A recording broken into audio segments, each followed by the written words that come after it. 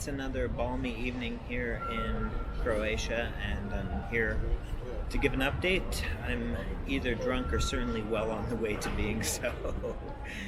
Today was a good day. I was able to go to the outskirts of the city, which I haven't yet done, for a minute. And it's just a beautiful countryside, and I wanted to talk a little bit about the cost of things here in the city.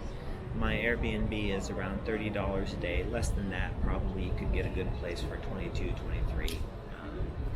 And I do most of my eating at home, and I think on a daily basis, if you eat at home and your needs are modest and you just walk around the city and you don't have a need to do a lot of eating out and drinking out, you could probably get by quite well on well under $50 a day, and still have a great visit if the primary focus that you have is, enriching your mind, reading books and what have you.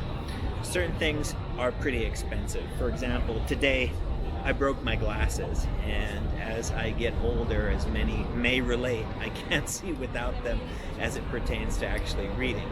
So I had to get a new pair of frames. My lenses, thankfully, were still good. I just broke my frames, and that wasn't cheap.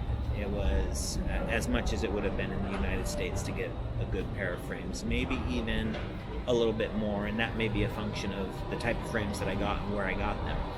But certain things are affordable, such as accommodation, such as, to some degree, groceries. Even those are a little bit expensive. But eating out and any kind of manufactured products, you're gonna pay full ticket price. And it will be identical to the United States, and in fact, maybe a little bit higher. But other than that, there's a certain dignity in the people. I'm going to tell a little story. I was drunk over at the McDonald's 2 or 3 nights ago, having a nighttime snack. And the guy next to me said, "Hey, can you buy me dinner?"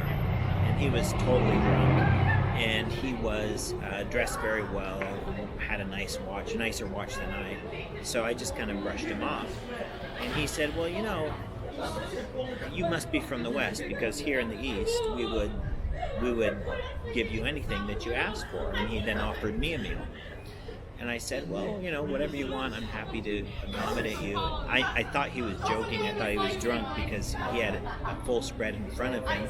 And again, like I said, was wearing a much nicer watch than I. So today I went to a print shop to have something printed, and it turns out that I ran into exactly the same person.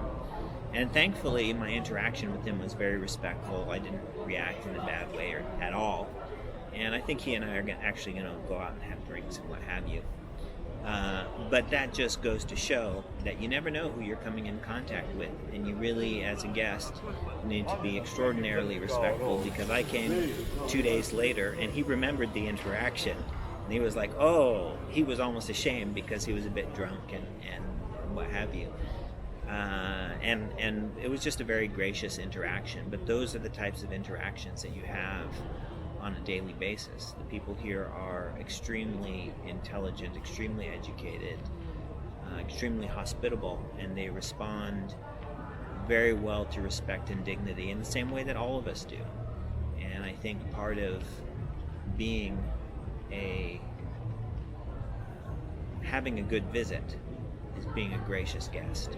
So whatever we have to give as we travel, it might not be a lot, but whatever we have to give, we need to give it, because we are guests, and we need to be beautiful guests to the extent that that's possible.